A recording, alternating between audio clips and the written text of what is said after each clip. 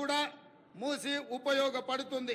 ప్రజల అవసరాలకు తగ్గట్టు మెట్రో విస్తరణ ప్రణాళికలను ప్రకటించాం. రీజనల్ రింగ్ రోడ్డు త్వరితగతిన పూర్తికి ప్రయత్నిస్తాం. తక్కువ ఖర్చుతో ఎక్కువ నీరు ఇవ్వగలిగే సాగునీటి ప్రాజెక్టులకు తొలి ప్రాధాన్యత ఇవ్వడం జరుగుతుంది. రాష్ట్ర ఆర్థిక పునరుజ్జీవానికి అవసరమైన అన్ని నిర్ణయాలు తీసుకోవడం జరుగుతుంది. అన్నిటికంటే ముఖ్యంగా మిత్రులారా, ఈనాడు తెలంగాణ రాష్ట్రాన్ని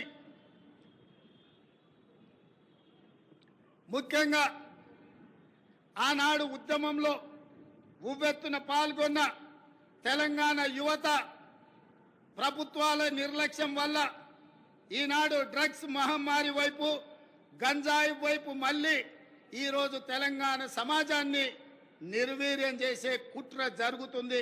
అందుకే తెలంగాణలో డ్రగ్స్ అన్న మాట వినిపించడానికి వీలు లేదని మేము సంకల్పించాం. డ్రగ్స్ గంజాయి విషయంలో ప్రభుత్వం అత్యంత కఠినంగా వ్యవహరిస్తుంది. ఈ న్యాప్కి పూర్తి సహకారం, స్వేచ్ఛను ఇస్తున్నాం. అవసరమైన నిధులు ఇస్తున్నాం. డ్రగ్స్ విషయంలో ఎంతటి వారు ఉన్నా వదిలే సమస్య లేదు. ఈ విషయంలో వ్యక్తిగతంగా నేను చాలా పట్టుదలతో ఉన్నాను. మన భవిష్యత్తు, యువత భవిష్యత్తుకు సంబంధించిన ఈ అంశం, అందుకే ఉక్కు పాదంతో అణిచివేయాలని మా ప్రభుత్వం సంకల్పించింది.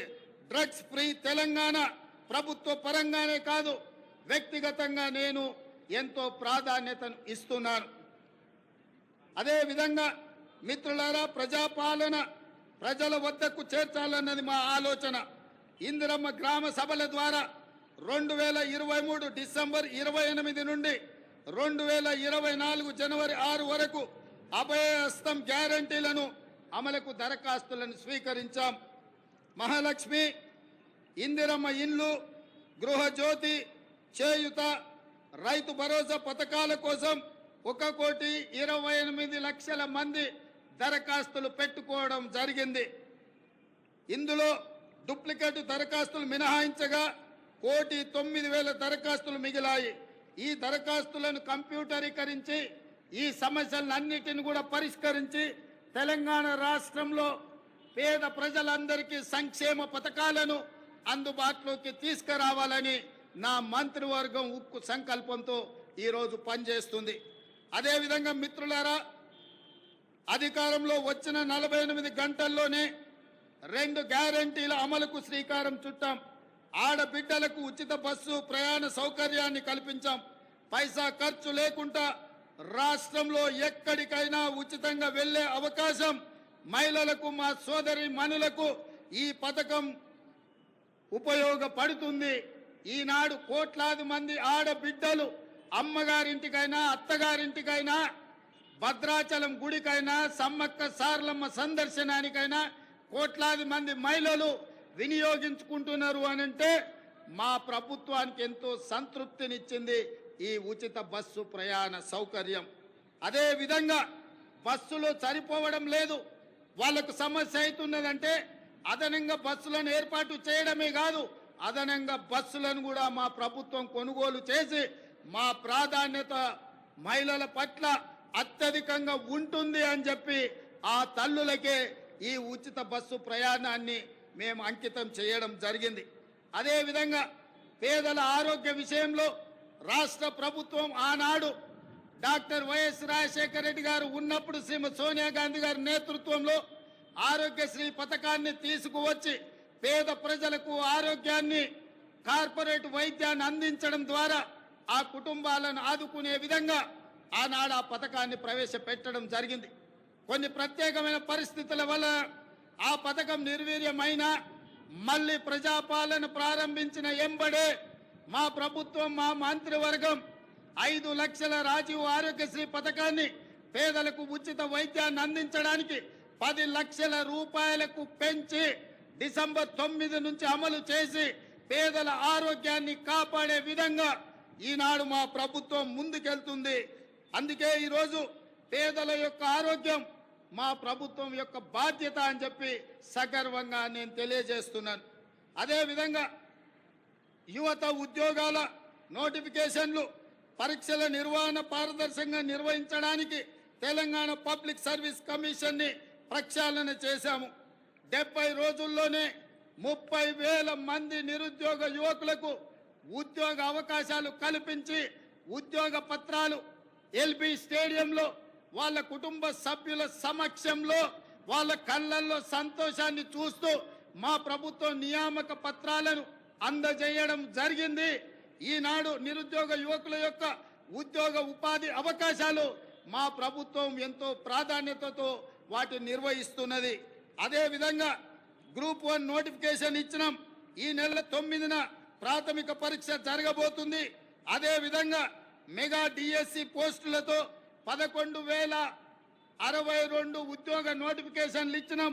తొందరలోనే ఈ టీచర్ల నియామకాలను చేపట్టడం ద్వారా తండాలలో, గూడాలలో, మారుమూల పల్లెల్లో పేదలకు విద్యను అందుబాటులోకి తీసుకొచ్చి ప్రతి పేదవాడికి విద్యను అందించాలన్న లక్ష్యమే మా ప్రభుత్వం యొక్క లక్ష్యము. ఆ దిశగా మేము ప్రయాణం చేస్తున్నాం. అదేవిధంగా వయో పరిమితిని కూడా 44 సంవత్సరాల నుంచి 46 సంవత్సరాలకు పెంచి ఈ ఖాళీలను భర్తీ చేసే నిర్ణయం మా ప్రభుత్వం తీసుకున్నది. మిత్రులారా, రాష్ట్రంలో లక్షల మంది ప్రజల సొంత ఇళ్ల కోసం ఎదురు చూస్తున్నారు. వారి కలలు నెరవేర్చేందుకు భద్రాద్రి రాముడు సాక్షిగా ఇందిరమ్మ ఇళ్ల పథకాన్ని ప్రారంభించాం.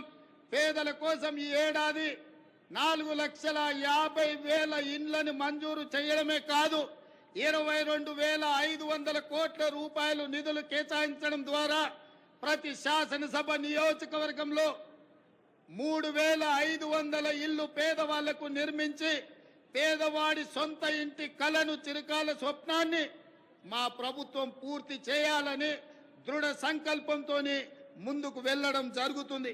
అదేవిధంగా విద్యారంగ ప్రక్షాళన, తెలంగాణ ఎడ్యుకేషన్ హబ్గా తీర్చిదిద్దాలని సంకల్పించాం. అందుకే ప్రతి మండల కేంద్రంలో అంతర్జాతీయ మోడల్ స్కూళ్లను నిర్మించడం మా బాధ్యతగా భావించి ఆ ప్రయత్నాన్ని ముందుకు తీసుకెళ్తున్నాం.